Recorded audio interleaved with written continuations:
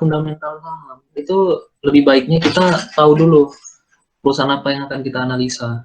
Nah, apabila kita udah tahu perusahaan apa yang mau kita analisa, baru kita mulai mencari-cari apa sih nama perusahaan itu, laporan keuangannya di mana. Nah, biar kita tahu laporan keuangannya di mana, kita tulis IDX, terus laporan keuangan.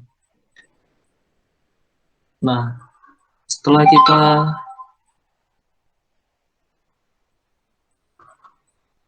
sebentar ya. Nah, setelah kita buka laporan keuangan, nah ini kita ketik nih nama perusahaan apa yang kita inginkan. Nah, misalnya menurut berita sekarang perusahaan properti lagi hype nih karena suku bunga udah turun. Nah, jadi kita mulai bisa nih. Mungkin salah satu perusahaan yang akan kita analisa Pewon. Tapi hari ini kita belum langsung analisa perusahaan. Kita hanya pengenalan aja. Pengenalan perusahaan apa yang akan kita analisa. Dan bagaimana kertas kerjanya. Nah, cuma kalau kita analisa dari ngambil laporan keuangan dari IDX, ini tuh sebenarnya nggak lengkap ya. Lebih baik kita langsung buka laporannya itu di perusahaan yang bersangkutan langsung. Karena di perusahaan yang bersangkutan langsung itu biasanya terteranya lengkap langsung.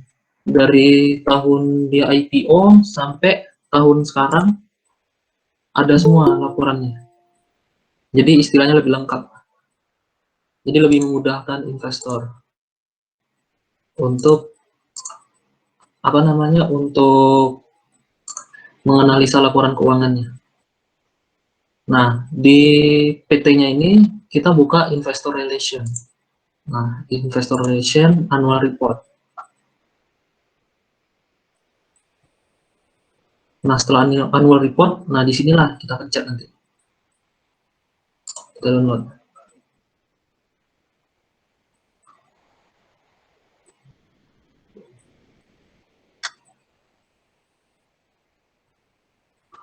Nah, setelah sudah selesai di-download, kita buka di halaman paling bawahnya.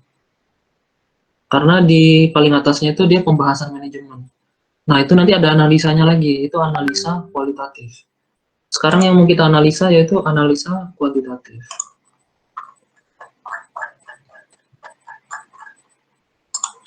Nah, nanti pas kita analisa, kita akan analisa laporan keuangannya ini dari aset, liability, ekuitas.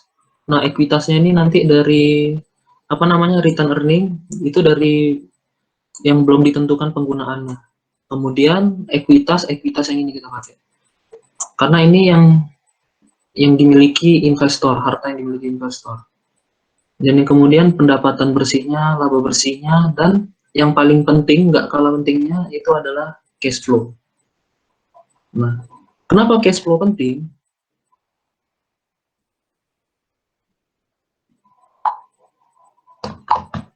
Kenapa cash flow penting? Karena cash flow ini dia istilahnya seperti denyut nadi sebuah perusahaan. Kalau laba bersih itu masih bisa dimanipulasi sebenarnya.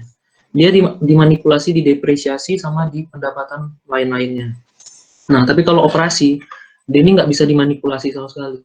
Dia itu lebih real. Istilahnya cash yang benar-benar masuk ke perusahaan itu berapa gitu.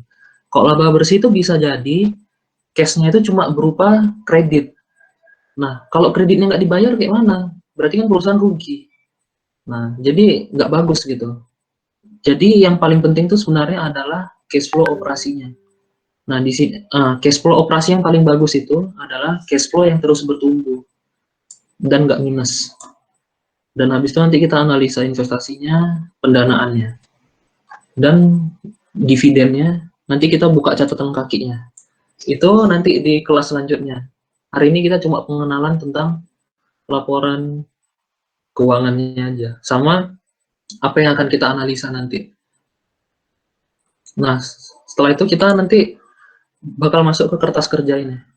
Nah, ini kertas kerjanya. Nanti kita bakal masukin tuh revenue-nya berapa, COGS berapa, operating berapa, net income, IPS, DPS, depreciation, cash and short term investment, receivable, inventory, current asset, fixed asset, aset, akun payable. Nah, akun payable ini dia berupa utang usaha yang dimiliki perusahaan. Kayak contohnya ke utang supplier, kayak gitulah modelnya. Nah, habis itu current liability, long term debt itu dia utang jangka panjang yang mengandung bunga. Total debt, utang keseluruhan dari jangka panjang, jangka pendek, tapi yang hanya mengandung bunga saja. Nah, kalau liability ini semuanya keseluruhan. Nah, equity yang tadi, habis itu return earning. Nah, return earning ini yang tadi itu yang saya tunjukin. Terus yang ini, outstanding share. Ini tuh jumlah saham beredar. Nah, kalau jumlah saham beredar, itu kita ambilnya dari sini. Mana dia? Nah, di sini.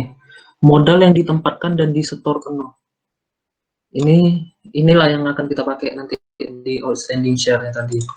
Dan kemudian interest expense itu beban keuangan. Nah, beban keuangan ini yang paling penting. Karena kalau apabila perusahaan memiliki interest expense yang terlalu besar, itu dapat mempengaruhi laba bersihnya. Sehingga dapat membuat keuangan perusahaan itu terpengaruhi.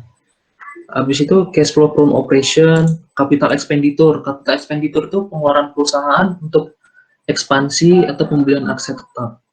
Nah, is written off debt ini dia ada di ini, cash flow pendanaan. Nah, dia ini khusus berupa utang yang mengandung bunga saja. Nah, contohnya tuh kayak gini, utang yang mengandung bunga. Ini dia. Kebetulan di sini Mewan lagi nggak ada utang dia. Nah, inilah utangnya salah satunya tahun 2000 berapa ini? 2018. Nah, dia nambah utang sekitar 510 miliar. Nah, di tahun 2019-nya dia nggak ada nambah utang sama sekali. Nah, yang 30 ini itu maksudnya dalam ribuan. Jadi kita tambahin nolnya lagi. Tambahin nolnya 3, jadi totalnya sekitar 510 miliar. Nah, kemudian ini harga sahamnya. Harga saham terkini. Kita masukkan. Nah, kemudian nanti kita akan analisa gross margin. Nah, gross margin itu rasio yang menjadi tolak ukur mengenai tingkat efisiensi perusahaan dalam produksi dan menghasilkan laba. Nah, semakin bagus gross margin itu semakin baik. Nah, idealnya itu nilai gross margin itu minimal 30%. Kemudian operating margin. Nah, operating margin ini indikator untuk mengetahui seberapa baik pengelolaan perusahaan dan risiko usaha. Jadi, semakin besar nilai operating margin itu semakin bagus. Bagusnya itu gimana? Bagusnya itu kayak misalnya perusahaan ini mau ngambil utang baru buat ekspansi. Nah, dia tuh ngutang ke bank itu gampang. Biasanya langsung diterima kalau operating marginnya bagus. Karena kan bank akan menilai tuh perusahaan ini sebenarnya mampu nggak sih bayar utang. Nah, seperti itu. Kemudian net profit margin, kemudian ROE. Nah, ROE itu kemampuan perusahaan menghasilkan laba dengan menggunakan ekuitasnya. Nah, ROE ini semakin besar itu semakin bagus. Itu menandakan perusahaannya itu baik istilahnya. Nah, minimal ROE itu 15%. Di atas 15% itu lebih bagus lagi. Nah, ROA ini menghasilkan laba bersih menggunakan aset. Jadi, aset yang ada di perusahaan itu semuanya itu harus dimanfaatkan sebaik mungkin. Nah, itu minimal ROA itu nilainya sekitar 12%. Nah, CROIC ini dia termasuk penting nih.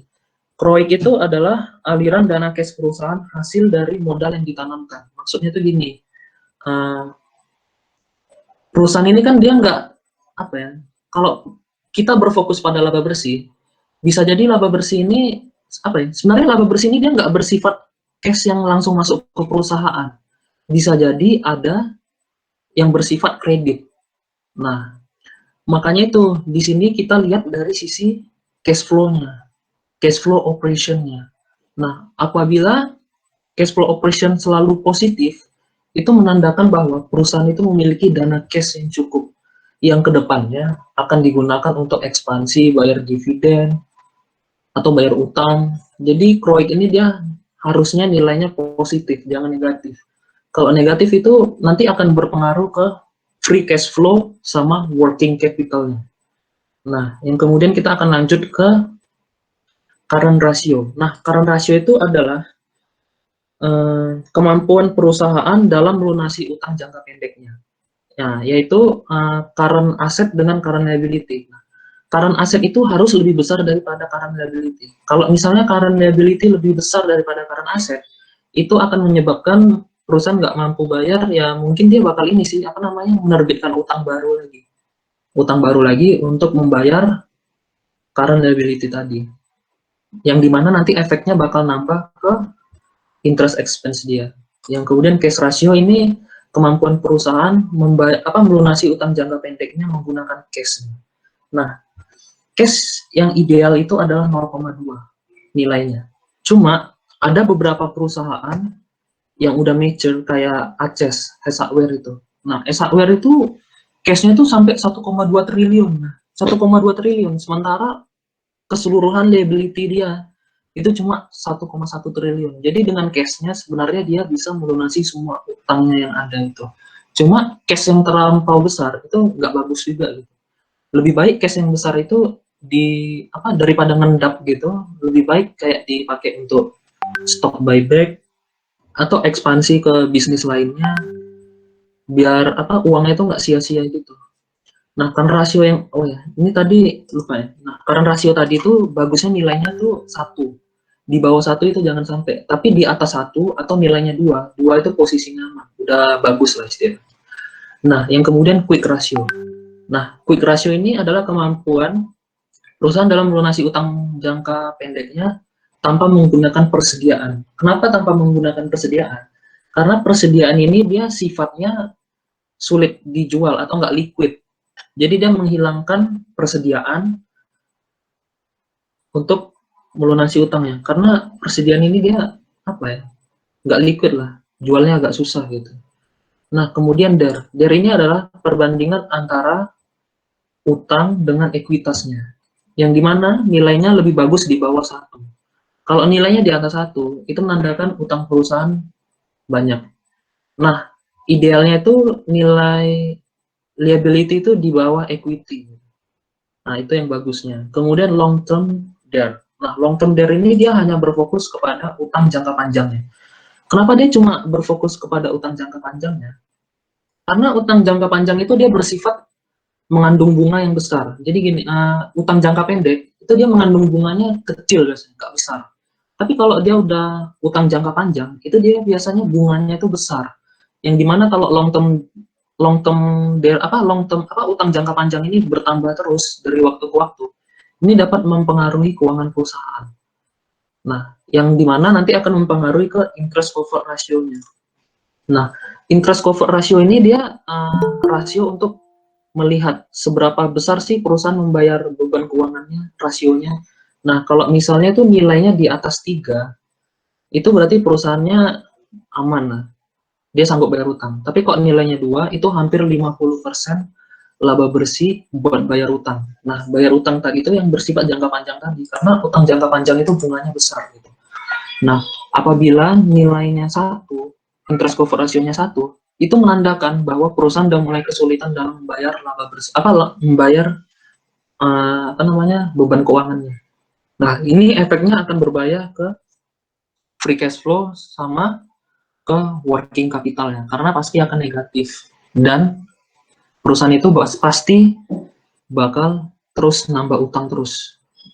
Nambah utang terus sampai akhirnya nilai Alman Z score-nya ini bernilai 1. Kalau apabila nilainya nilainya 1, itu menandai perusahaannya itu sudah mulai diambang-ambang kebangkrutan. Nah, salah satu contoh perusahaan yang udah delisting ya dari Bursa Efek itu kalian bisa buka Apple. Apple itu dia perusahaan perkapalan. Cuma dia udah bangkrut tahun 2020 kemarin. Nah, kemudian PSR. Nah, PSR ini adalah indikator untuk mengukur mengukur pertumbuhan dari pendapatan perusahaan. Nah, biasanya PSR ini dipakai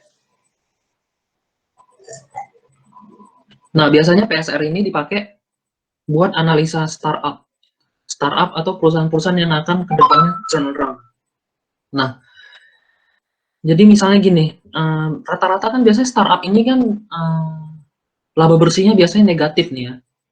Nah, kalau kita analisa pakai PSR, PSR ini dia berfokus kepada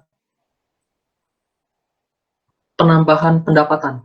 Jadi setiap tahun itu kalau pendapatannya terus bertambah, itu PSR-nya pasti bakal bernilai lebih kecil. Yang dimana ke depannya merupakan suatu indikasi semakin besar pendapatan kan bisa ini menaikkan laba bersih.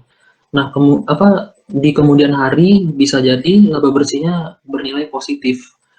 Cuma ini harus dipantau lagi sih. Biasanya ini analisa yang dipakai investor untuk analisa perusahaan-perusahaan yang pendapatannya terus menurun. Yang dimana di kemudian hari bisa jadi pendapatannya bakal melonjak tinggi. Nah, kemudian per ini digunakan untuk menilai sebuah harga saham itu sudah mahal atau murah sih. Nah, tunggu sebentar, PSR ini masih belum. Nah, PSR tadi ini dia nilai bagusnya itu di bawah 1,5. Kalau dia udah di atas 1,5 itu dia sudah tergolong premium atau overvalue. Sahamnya udah kemahalan. Contohnya kayak Cepin. Cepin itu dia kalau nggak salah PSR-nya udah 1,8. Udah termasuk tergolong premium sih. Nah, kemudian pernya. Per ini dia untuk menganalisa harga wajar saham. Apakah sudah kemahalan atau kemurahan.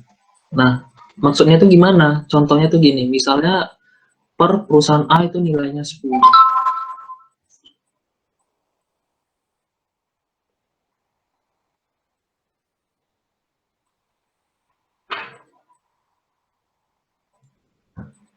Nah, misalnya pernya itu bernilai 10.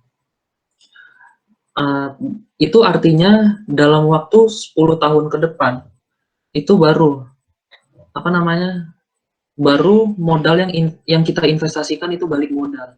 Cuma kan investor tuh nggak mau kan, cuma sekedar balik modal. Dia tuh pengen labanya naik terus.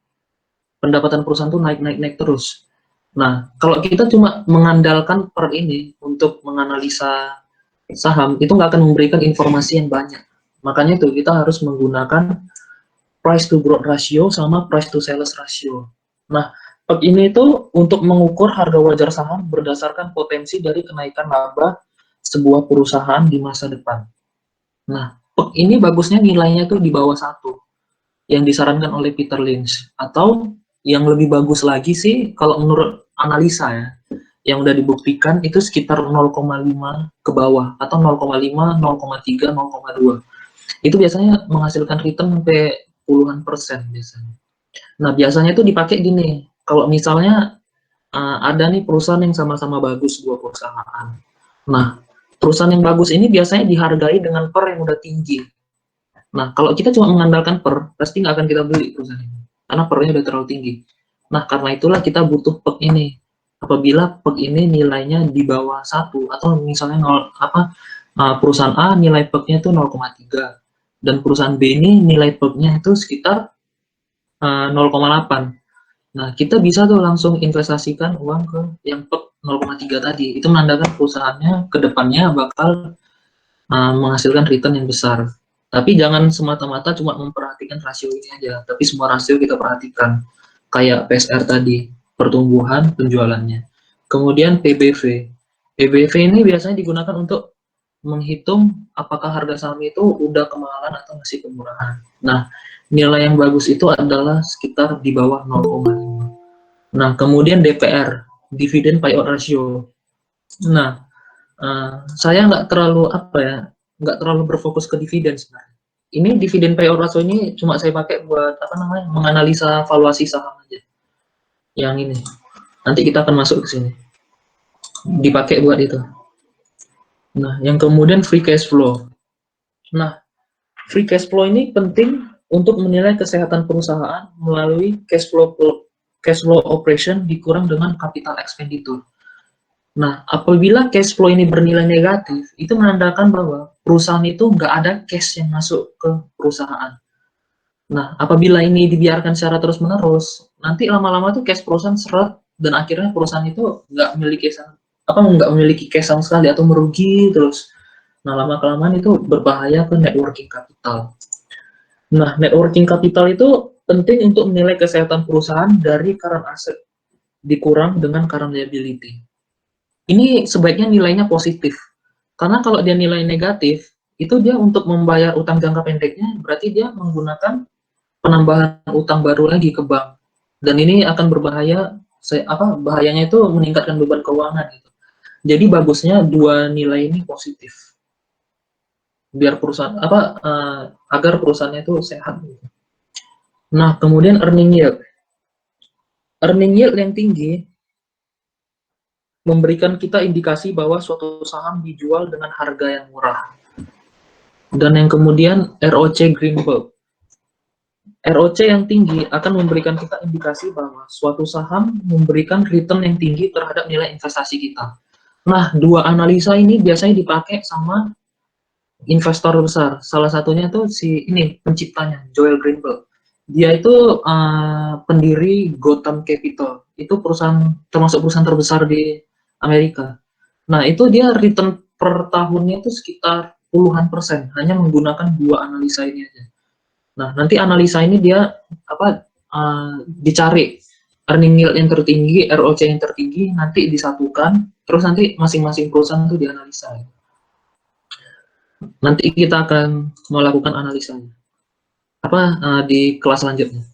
Hari ini kita pengenalan aja ya. Nah, yang kemudian Alman Z-Score. Nah, Alman Z-Score ini untuk mendeteksi kebangkrutan suatu perusahaan. Nah, yang idealnya itu nilai Alman Z-Score ini sekitar 3. Apabila nilainya 3, itu dia menandakan perusahaan itu sedang berada di safe zone. Di daerah aman. Kalau dinilai 2,88 itu dia menandakan di daerah normal. Nah, di bawah 1 itu dia 1,88 itu menandakan perusahaan udah di ambang-ambang kebangkrutan atau udah warning lah istilahnya. Yang kayak tadi saya jelaskan mengenai perusahaan Apple tadi itu. Nah, kemudian setelah kita selesai menganalisa saham ini, nanti kita analisanya bukan satu perusahaan aja, tapi perusahaan yang sejenis.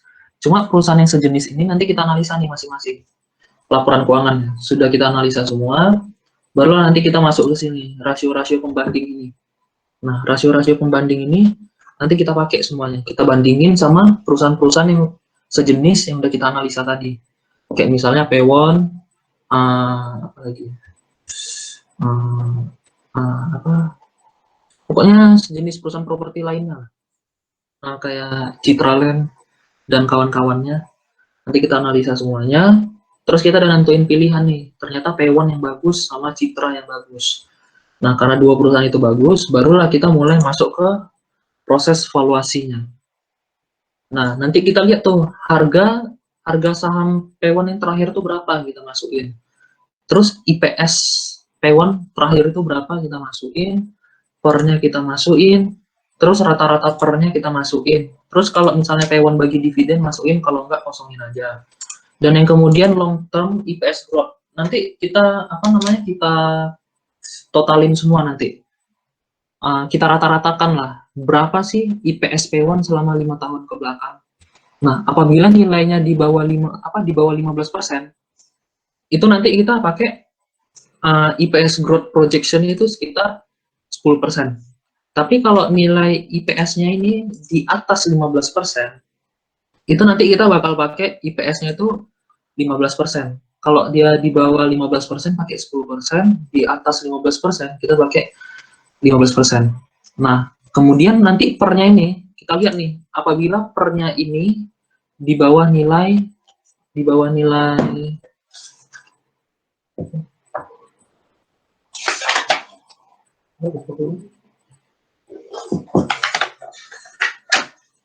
Nah, apabila pernya ini di bawah nilai 20, kita pakai nilai per yang 12. Tapi kalau nilai pernya di atas 20, kita pakai yang 17. Nah, biasa rata-rata per yang di atas 20 itu perusahaan-perusahaan yang udah mature, atau biasanya perusahaan-perusahaan yang yang udah market leader lah. Biasanya dia memiliki per yang tinggi dan mana tadi ini? Long term EPS growth-nya yang rendah. Karena dia udah ini sih, pertumbuhannya udah di situ-situ aja. Nah, biasanya yang pertumbuhannya meledak-meledak itu ya perusahaan-perusahaan baru itu. Perusahaan-perusahaan yang lagi hype-hype itu. Nah, setelah itu nanti di sinilah kita lihatlah nanti harga tertinggi sahamnya itu berapa. Tahun misalnya kita analisa tahun 2019, berarti tahun 2020 kemungkinan harga sahamnya bakal naik segini. Tahun 2024 naiknya segini. Nanti akan kita analisa. Nah, setelah itu barulah, setelah misalnya udah kita analisa-analisa, ternyata P1 nih bagus. Nah, berarti artinya kita bakal fokus ke P1, kita analisa lagi tuh manajemen kuantitatifnya. Nah, manajemen kuantitatifnya tuh apa aja? Ya kayak yang itu. Nanti kita lihat profil direkturnya siapa di LinkedIn. Setelah lihat profil direkturnya, pengalaman direkturnya apa, terus pengalaman-pengalaman komisarisnya. Setelah itu, habis itu kita lihat lagi nih, pembahasan manajemennya. Nah, setelah kita lihat pembahasan manajemennya, terus kita lihat lagi nih, apa penghargaan perusahaan. Nah, pokoknya kita akan analisa kualitatif, tapi nanti setelah kita analisa kuantitatif ini. Oh ya, terus ini, aduh, lupa pula aku jelasin tadi. Ini deposito. Nah, deposito yang kita pakai itu adalah deposito tabungan per tahun yang 12 bulan. Nilainya sekitar 4% kita masukin. 4%. Nah, kemudian risk premium. Nah, risk premium ini dipakai buat ini. Sebenarnya investasi di Indonesia ini bisa menghasilkan berapa sih? Nah, itu penting. Jadi kita bisa tahu tuh rata-rata investasi yang harus kita dapatkan itu berapa selama setahun. Nah, kayak ini di Indonesia ini dia sekitar berapa tadi? Indonesia itu dia sekitar 1,84%. Nah, berarti kita masukkanlah di sini 1,84%. Nanti kita tambahin 4 ditambah 1, 5, 6, sekitar 6%-an lah required return-nya. Nah, nanti itu hasil valuasinya bisa semakin besar. Jadi return yang kita dapatkan itu bisa semakin besar. Seperti itu. Nanti akan kita pelajari lagi selanjutnya di kelas selanjutnya. Hari ini kita hanya pengenalan saja. Nah, mungkin sekian aja penjelasan untuk hari ini. Kalau ada pertanyaan, bisa ditanyakan ya. Terima kasih. Ya, ada pertanyaan?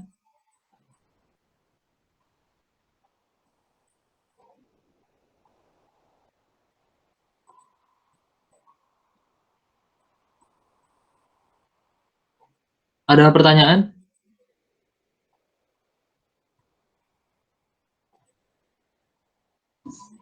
Oh ya Bang, izin Bang. Iya. Mau bertanya Bang, untuk keuangan itu apakah semua perusahaan mempunyai laporan tersebut atau perusahaan nggak ada Bang laporannya? Pasti ada. Semua perusahaan itu harus ada laporan keuangannya. Kalau dia nggak ada laporan keuangannya, perusahaan itu nggak bisa bertumbuh. Karena kita nggak tahu tuh apa kayak mana ke depannya. Apa laporan keuangan itu buat acuan lah perusahaan itu bertumbuh. Oh, berarti walaupun dia perusahaan baru sekalipun tetap ada ya Bang?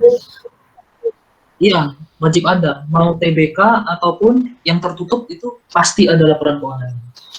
Oh, oke. Oke Bang, thank you Bang. Ya. Ada pertanyaan lagi? Boleh yang tadi yang Excel itu dikasih contoh langsung, terus aja. Apanya? Cara penghitungannya langsung. Perhitungan apa? Yang Excel tadi. Contoh satu contoh perusahaan gitu. Ya, langsung gitu. Lihat gitu kayak mana caranya. Dia ini sebenarnya ini apa langsung kehitung sendiri semuanya karena udah aku buat rumusnya. Jadi begitu kalian nanti ngisi apa? Oh, berarti tuh kita tinggal ngisi gitu kan? Iya, tinggal ngisi aja nanti. Nanti kita ini isi revenue-nya berapa, apa pokoknya semua kita isi lah. Setelah kita isi nanti dia langsung otomatis keisi semua rasio-rasio. Bolehlah bagi filenya. Udah dipermudah lah. Hah? Bolehlah bagi filenya. Hah? File Excel. Rangga. Ya. Coba dicontohin dulu lah cara ngisinya kayak mana biar mereka tahu juga kan. Soalnya ada beberapa teman-teman kita ini yang bukan dari kalangan anak akuntansi, jadi mungkin mereka agak bingung kan revenue itu apaan, earning yield itu apaan. Jadi biar pada ngerti juga kan. Sekalian aja coba Nah, dicontohin cara masukinnya. itu nanti aja pas di pertemuan tatap muka biar lebih enak gitu ngajarnya. Biar langsung Oh, mengerti gitu. Kok di sini nggak apa agak sih, susah. maksudnya kan biar ini juga, apalagi namanya biar mereka ada paham sedikit gitu. Maksudnya langsung kita isi nih. Bisa sih, soalnya bentar banget nih, kayaknya nggak nyampe sejam kan? Baru mulai kan ini? Iya, ini pengenalan aja hari ini. Pengenalan rasio-rasio. Kayaknya mereka pasti pada bingung deh, soalnya kayaknya nggak ada yang nanya. Bingungnya di mana nih? Kira-kira mereka. Cobalah kasih pertanyaan biar tahu bingungnya di mana.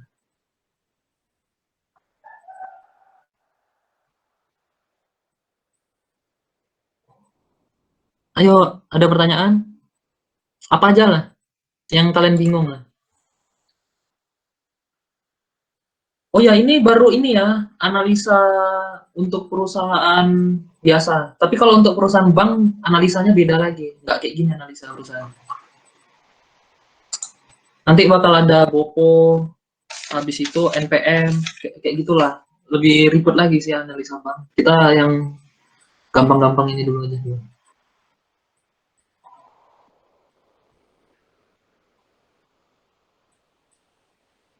Oh, berarti mau nengok ini dulu ya, yang analisa yang udah dikerjain. Bentar ya, aku buka dulu ini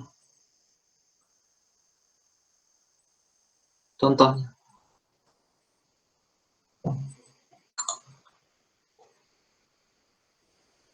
Sekalian buka Contohnya ini ya, Kevin Rangga. aja ya. Sekalian buka laporan keuangannya Buka. aja. Annual report.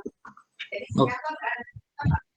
Jadi biar mereka lihat juga, oh angkanya dari sini. Yang 2000, Oh, kau pakai yang kuartal ya? yang 2019 aja ya. Pewon Iya, aja kan pakai kemarin, kuartalan ya. Pewon aja kan kemarin kita udah ada bikin pewon. Pewon analisa aku udah hilang semua. Kan kemarin laptopku kereset, jadi hilang semua analisanya. Yang kesisa cuma Kevin ini. Yang kemarin bulan Februari kemarin kita bikin tuh hilang. Hilang. Laptopku kemarin rusak lagi. Oh, oke.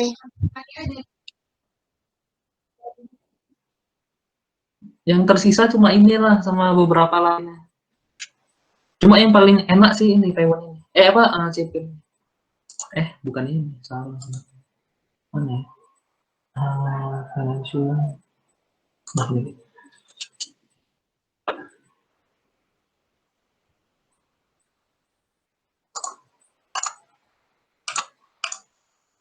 Nah, Cepin ini kalian harus tahu dulu nih, perusahaan Cepin ini apa sih? Dia nih bergerak di bidang apa, di sektor apa. Nah, nanti kalian tulis tuh di sini industri sektornya. Setelah itu industri subsektornya apa? Makanan ayam, makanan hewan ya, nama PT-nya. Terus nanti kalian harus buat lagi rincian produknya apa. Apa namanya, penjualan produknya itu apa aja sih, kayak persentasenya. Dia jual makanan ayam tuh berapa persen dari penjualannya, terus jual daging ayam, telur ayam. Nah, nanti semua kalian tulis di sini. Jadi buat kayak apa analisa kalian lah. Nah, nanti di sini kalian lihat nih revenue. Sudah mana Google?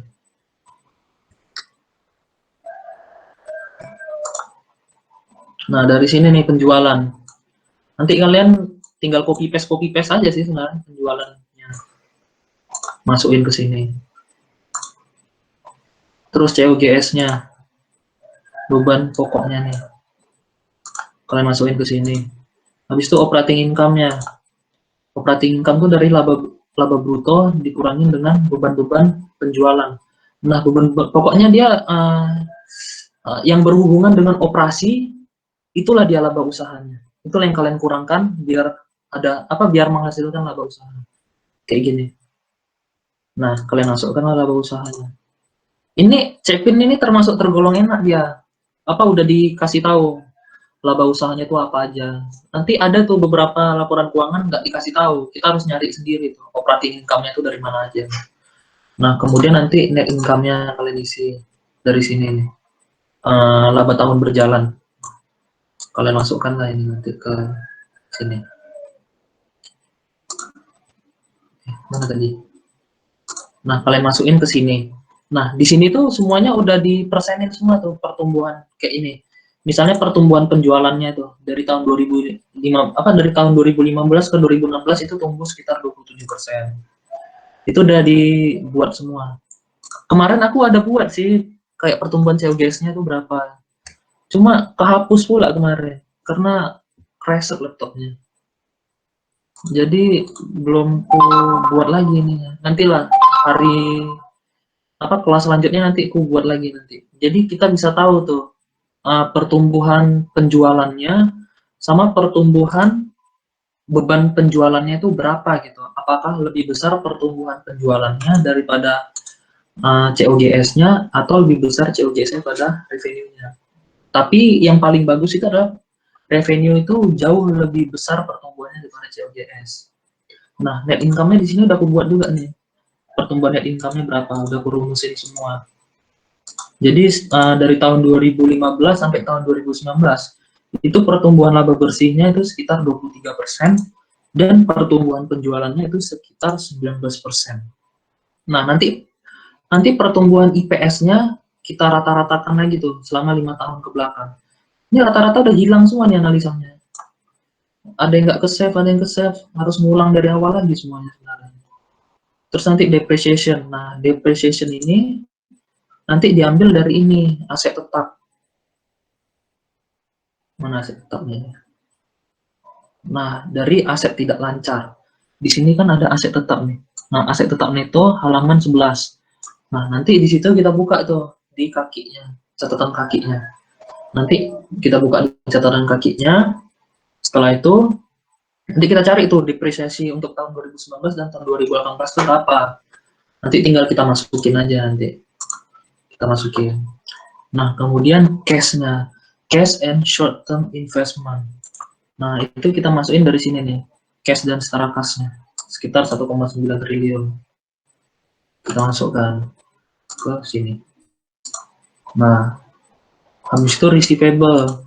Apa namanya? Piutangnya. Nah, piutang ini kita tambahin nih semua. Yang berhubungan dengan piutang, kita tambahin nih. Setelah kita tambahin, nanti udah kita tambahin semua, kita totalin, kita masukin ke sini. Kemudian inventory. Nah, inventory itu persediaan. Nah, persediaannya ini nanti kita tambahin nih. Yang ini nggak usah, aset biologis dan lainnya nggak usah. Ini aja kita masukin. Aset persediaannya ini kita masukin ke sini. Nah, ke sini. Kemudian current asset. Nah, aset lancarnya kita masukin. Kemudian fixed asset atau aset tetap. Nah, aset tetap ini kita nggak masukin yang aset tidak lancar ini, tapi yang hanya kita masukkan itu aset tetap ini aja. Yang bernilai 13 triliun ini. Itu yang kita masukkan ke sini. Kemudian aset. Nah, total aset ini kita masukin ke sini. Kemudian akun payable. Nah, akun payable ini adalah utang usaha atau utang yang tidak mengandung bunga. Nah, inilah utang usaha yang tidak mengandung bunga atau utang yang utang yang bersifat ke ke siapa? Ke supplier, ya itu dia. Nanti kalian tambahin ini. Udah kalian tambahin, masukkan ke sini. Nah, setelah itu current liability. Ini current liability jangka pendeknya kalian masukin ke sini. Habis itu long term debt. Ini utang jangka panjang yang benar-benar mengandung bunga. Itu kayak utang jangka panjang bank. Nah, ini tuh yang bersifat mengandung bunga. Itu kalian masukkan ke sini. Setelah kalian masukkan, nanti ini sama utang pihak relasi non usaha. Nah, setelah kalian liabilitas imbalan kerjanya dia nggak mengandung bunga, saudara. Dan ini Enggak lah, bukan. Pokoknya dia utang yang bersifat mengandung bunga aja. Ini kalian masukin dua ini. Setelah itu di sininya ada total debt. Nah, total debt itu dia menambahkan semua utang jangka panjang yang mengandung bunga dengan utang jangka pendek yang mengandung bunga kayak ini. Utang bank jangka pendek ini kalian masukkan. Habis itu udah cuma itu aja. Ini sama ini kalian masukkan. Nah, setelah itu ini. Nah, setelah udah kalian masukkan liability, equity-nya. Nah, equity yang harus kalian masukkan itu adalah equity yang ini. Karena inilah yang milik investor. Ini yang kalian masukkan, 21 triliun ini. Iya kan, jutaan ya. Coba. Oh ya. Nah, ini bukan 21 juta, tapi ini 21 triliun. Dia ditambahin lagi nolnya 6 di sini. Tapi kalau misalnya dia ribuan, nah nanti di sini kita tambahin nolnya 3 aja, berarti 21 miliar. Seperti itu. Tapi ini karena nilainya jutaan, berarti kita tambahin 6 nol. Nah, setelah kita masukkan ke situ, nanti ke equity-nya lagi. Equity udah tadi. Habis itu ke return earning. Nah, return earning itu ini dia. Dari sini saldo laba ini kalian tambahin dua-duanya. Nah, itulah return earning. Return earning. Apa laba ditahannya. Nah, kemudian setelah kalian masukkan, kita masuk ke outstanding share atau apa namanya, saham yang beredar. Saham yang beredar di perusahaan itu sekitar segini. Modal ditempatkan dan disetor penuh. Nah, ini kalian nyatakan dalam jutaan juga. Karena ini dia bersifat langsung keseluruhan semuanya. Jadi kalian ambil yang ininya aja. Yang jutaannya tadi kalian buang. Biar balance sama yang udah kalian kerjain ini. Dan hasilnya balance. Nah, kemudian ke interest expense. Nah, interest expense itu dia tuh ini deh. Ini. Mana tadi? Hilang. Ini dia, beban keuangan. Nah, beban keuangan ada tuh di namanya beda-beda biasanya. Ada yang namanya beban keuangan, beban bunga. Ya biasanya dua itu aja sih namanya, nggak salah. Nah, itu kalian masukin ini, yang beban keuangan tadi. Kalian masukin ke interest expense-nya. Kemudian cash flow operation. Nah, cash flow operation ini yang kalian masukin. Bentar. Mana? Kok nggak ada? Ini deh. Nah, yang ini kalian masukin. Nah, setelah kalian masukin, terus capital expenditure. Nah, capital expenditure itu yang ini. Perolehan aset tetap tadi. Yang dipakai dia buat bikin kandang ayam, buat bikin pabrik baru, kantor baru, atau apapun lah itu. Nah, itu ini dia, perolehan aset tetap tadi. Nah, terus setelah itu ini lagi kita analisa. Ininya. Is retirement of debt. Atau utang, cash flow pendanaan yang mengandung utang. Mengandung bunga. Nah, ini dia, utang jangka panjang, utang jangka pendek. Dua ini aja yang kalian masukin. Kalian masukin ke sini. Nah, setelah itu harga sahamnya. Tahun 2019 tuh terakhir harga sahamnya berapa sih? Nah, nanti kalian tengok aja di sini, kalian buka aja. Harga saham Cepin. Nanti biasanya ada investing. Nah, di situ nanti tertera tuh semua harga sahamnya berapa aja.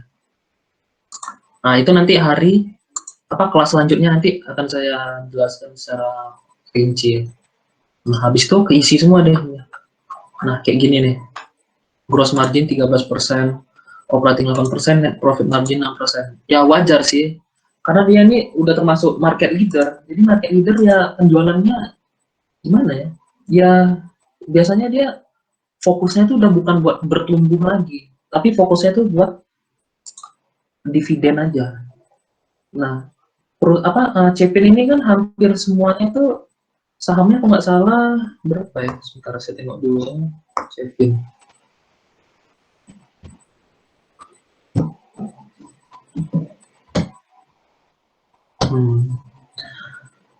Cepin itu kan hampir 55% sahamnya itu kan dimiliki sama keluarga Giaravanon. Nah, keluarga Giaravanon itu siapa? Keluarga Giaravanon itu ini dia apa namanya miliarder dari Thailand. Dia yang punya Charoen Pokphand itu. Nah, salah satu perusahaan yang punya dia juga itu BP, yaitu perusahaan pengolah jagung. Pengolah jagung, nanti jagung itu dijual ke Cepin tadi itu. Nah, itulah afiliasinya. Apa kayak grup-grup perusahaannya si Giaravanon. Nah, fokusnya Cepin ini sekarang paling cuma ngasih-ngasih dividen aja sih dia. Karena udah tergolong perusahaan yang udah perusahaan mature gitu. Yang udah nggak bertumbuh lagi fokusnya. Tapi udah fokus ke dividen dia sekarang. Nah, kemudian ROE. Nah, ROE 25% ini bagus. ROA 18%. Ini minimal 12%, tapi dia 18%. Berarti perusahaannya termasuk bagus. Nah, CROIC-nya nih. Nilai CROIC-nya ini terus nggak pernah minus ya. Itu artinya menandakan bahwa perusahaannya itu punya cash, ada uang nyata yang dimiliki perusahaan. Nah, ini tadi itu selama 5 tahun itu perusahaan itu cash flow-nya udah berapa sih kok dikumpulin? Nah, itu sekitar 15 triliun. Nah, sementara pengeluaran perusahaan cuma 7 triliun. Itu kan berarti masih untung ya perusahaan selama 5 tahun. Nah, terus current ratio. Nah, ini udah di posisi nyaman dia, udah aman. Karena ini ya, apa namanya, current asset tadi sama current liability tadi itu udah jauh berbeda. Perusahaan udah dengan mudahnya aja dia melunasi current liability. Seperti itu. Nah, total utangnya udah dia pun kalau mau ngelunasin liability-nya semua pun udah bisa. Nah, kemudian cash ratio-nya juga udah kuat ini. Posisi cash ratio-nya. Uang perusahaannya udah banyak. Kemudian quick ratio-nya juga posisinya nyaman. Udah bagus. Ya. Tanpa persediaan pun dia bisa melunasi utang. Nah, kemudian DER. DER-nya itu 0,2. Utangnya itu rendah kali. Kecil kali utang. Nah, ini perusahaannya bagus ini. Berarti apa? Untuk investasi jangka panjang, ya kira-kira untuk 10 tahun ke depan, itu uang kalian tuh nggak akan jadi ampas gitu, tapi akan bertumbuh terus. Bagus gitu. Long term debt-nya pun rendah kali. Habis itu interest cover ratio-nya. Tadi yang aku bilang itu kan posisi 4 itu udah nyaman kali kan. Ini dia bisa nilainya sampai 11. Itu karena memang utang perusahaannya itu kecil kali, tergolong kecil. Kalian lihat, dia cuma bayar beban keuangan itu sekitar 400 M. Sementara laba dia tuh bisa sampai 3 triliunan. Nah, itu tuh nggak seberapa sama dia. Berarti perusahaannya ini benar-benar aman, sehat lagi sih. Nah, kemudian habis itu dari sisi PSR-nya. Pertumbuhan penjualannya udah kecil. Ya wajar sih. Karena harga sahamnya juga udah terlalu mahal. Berarti dia udah tergolong perusahaan premium atau udah perusahaan mahal gitu. Kecuali kalau harga sahamnya masih 500 dengan pendapatan segini, dia PSR-nya baru 0,5. Tapi karena apa namanya, harga sahamnya udah terlalu tinggi dan juga disertai dengan laba bersih, pendapatan yang tinggi juga, maka nilai PSR-nya udah terlalu tinggi. Dia udah tergolong saham premium. Dan kemudian PER-nya juga udah 29%. Nggak sebanding dengan ROE-nya. Kalau seandainya ROE-nya 20%, PER-nya sekitar 19%, itu masih wajar sih. Perusahaannya masih tergolong murah sebenarnya. Ini udah termasuk mahal juga ini sebenarnya perusahaan. Udah premium, perusahaan-perusahaan premium. Nah, kemudian ini payout ratio yang dipakai buat valuasi. Habis itu PBV-nya juga udah tergolong mahal, premium. Udah di atas 1. POP-nya juga nih, udah di atas 1. Dia udah termasuk golongan perusahaan premium atau perusahaan yang udah mahal, over value. Ya kalau untuk jangka panjang sih sebenarnya bisa aja kalian investasi kan. Karena ini POP yang bernilai di atas 1 itu berarti dia mengindikasikan sebuah keoptimisan investor akan perusahaan itu ke depannya itu bisa bertumbuh lebih dari itu. Ya sebenarnya sih kalau untuk jangka panjang sih oke-oke aja ya. Nah terus free cash flow-nya pun aman, tergolong aman. Net working capital-nya juga tergolong aman. Earning yield-nya udah rendah ya. ROC-nya lumayan tinggi. bagus, cuma earning yield-nya rendah. Nah, kemudian Alman Z-score-nya udah jauh dari ambang kebangkrutan. Ya karena memang posisi keuangan perusahaan udah terlalu kuat. Nah, ini dia pertumbuhan perusahaan dari tahun 2015 sampai ke tahun 2020 kuartal 2. Kuartal 2-nya nggak masukin, cuma sampai 2019 aja masuk. Nah, setelah itu kita analisis valuasinya. Nah, harga saham terakhir itu aku pakai waktu itu, ini analisa udah lama sih sebenarnya. Analisa tahun 2019 kemarin ya, yang masih kesisa, yang nggak kehapus kemarin. Nah, ini dia sekitar 6.100 harganya kemarin terakhir. Terus IPS terakhirnya itu sekitar 2222. Kita ambil dari sini. Ini IPS-nya. Kemudian habis itu pernya per tahun itu. Per tahun itu dia sekitar, nah, pernya itu 29. Kita masukkanlah 29. Habis itu rata-rata pernya. Ini rata-rata. Kita rata-ratain pakai rumus. Udah kita rata-ratain, kita masukin ke sini nanti average price-nya, terus nilai dividennya tadi sama nilai dividen DPR-nya tadi, dividen PO ratio-nya segini kita masukin. Terus long term IPS growth. Nah, itu pertumbuhan IPS total. Nah, pertumbuhan IPS totalnya itu sekitar 24%. Nah, sekitar 24%. Terus waktu itu deposito di tahun 2015 itu sekitar 5%. Risk premiumnya itu sekitar 3% pada waktu itu. Ditambahin dapatlah hasilnya segini, 8,62%. Nah, IPS growth project-nya itu sekitar 15% karena pertumbuhan IPS-nya itu masih di atas 15%. Maka langsung digolongkan 15%. Nah, per growth-nya itu dia udah di atas 20. Karena dia udah di atas 20, karena itu kita pakai 17. Nah, ini itu rumus ini itu dari IPS 15% ini tadi. 15% dibagi 100 ditambah 1. Setelah itu kita masukkan ke IPS-nya ini. Nah, ini udah rumus yang berjalan nih. Dapat segini.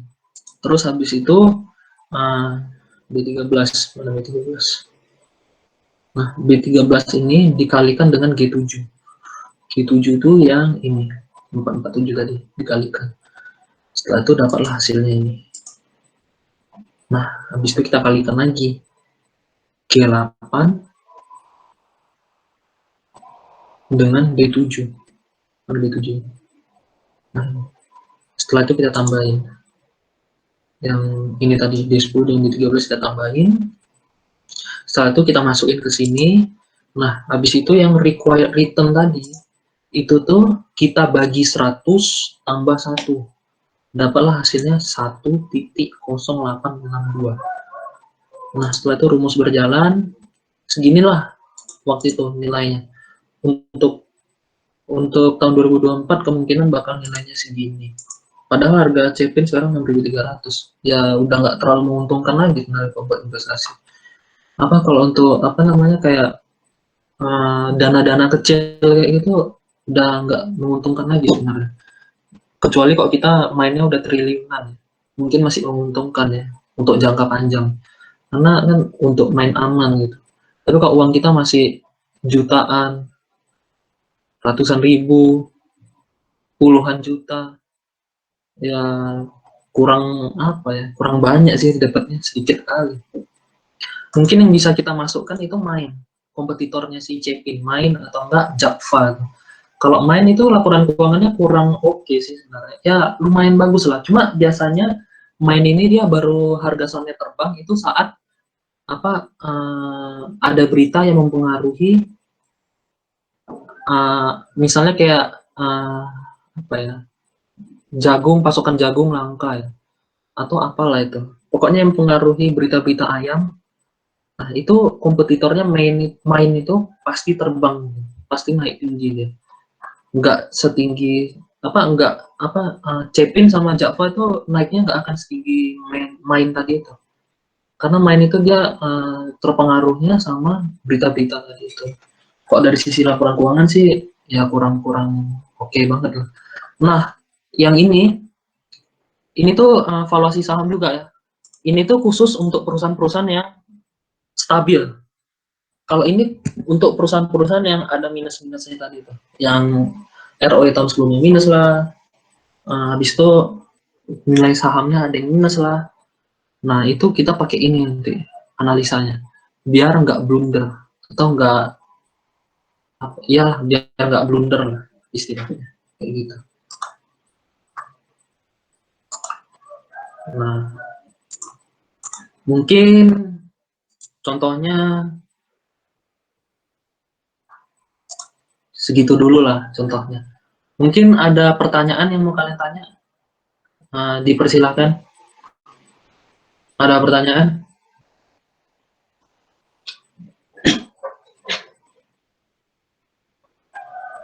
Ada pertanyaan atau tidur semua nih kayaknya? Coba on cam dulu semuanya, on cam.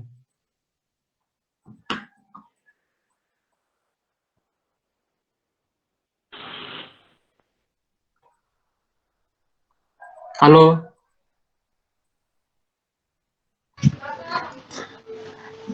Karena aku mau nanya On deh, cam dulu semuanya.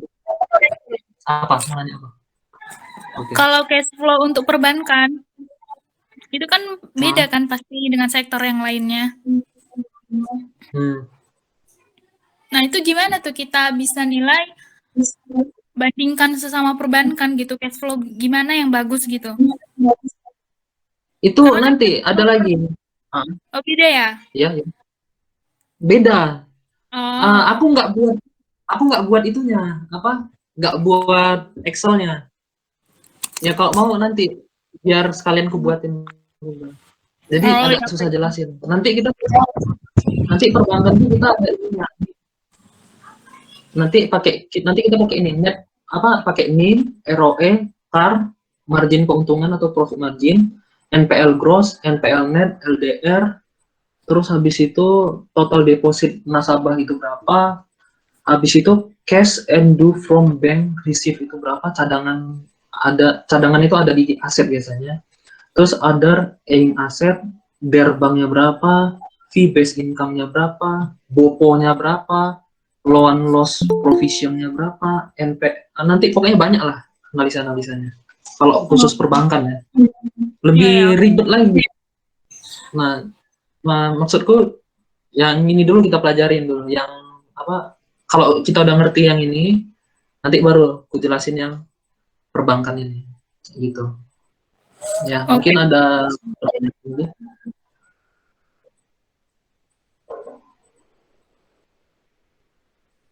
Yuk, ada pertanyaan lagi?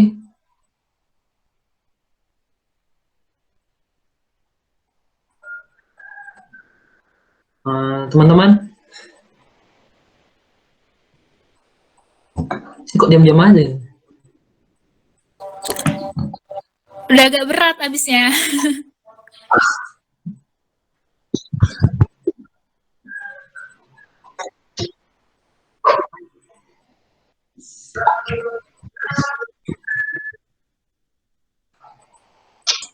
Nanti setelah itu kita bakal analisa yang lebih itu lagi nih. Cuma masih ini dulu lah yang kita kerjain dulu. Yang lain-lainnya itu nanti. Biar jangan pusing dulu. Udah pusing duluan, Kak. Berat banget materinya, Kak. Pening, Kak. Udah nanti ini beberapa rasio aku hapus dulu lah nanti. Aku hapus, nanti yang ini aku hapus, nanti aku sisain yang gampang-gampangnya dulu aja yang kita analisa, biar jangan terlalu ribet. Pelan-pelan aja dulu. Special ratio itu berat loh. Iya, iya. Nanti aku hapus dulu. Kawan-kawannya. Itu net nanti kita pakai buat lomba. Disiapin. Itu di Stockbit ada juga loh. Di Stockbit lebih lengkap rasionya. Ini... Nanti aku daftar lagi Stockbit. Di Stockbit lebih lengkap sih rasionya. Kok Stockbit masih ada banyak ya? Iya, tapi berbayar Stockbit. Iya sih. Ayo teman-teman, Ada lagi pertanyaan mungkin? Atau nggak kalian kumpulin pertanyaan dulu lah. Aku ke toilet dulu ya sebentar. Kebelet kali.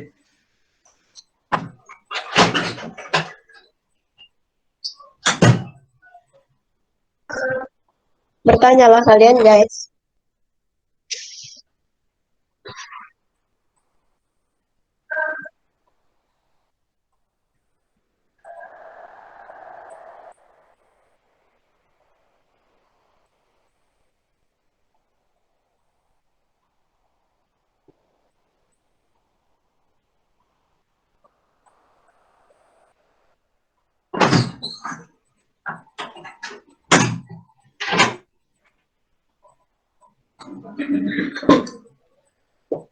Ya, gimana? Udah ada pertanyaan? Belum Kak.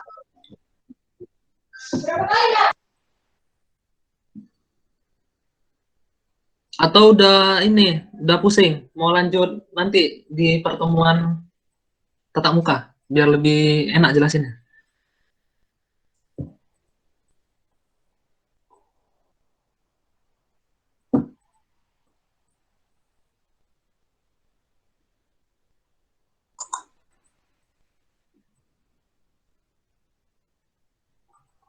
Ini diam semua ini.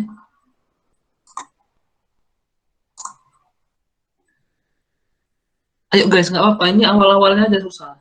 Nanti kalau kalian udah ngerti, udah gampang aja.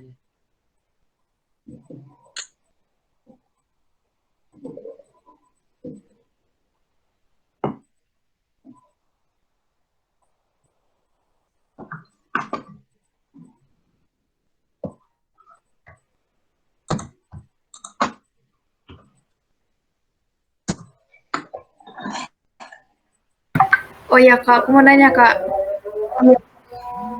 Ya, Halo? ya.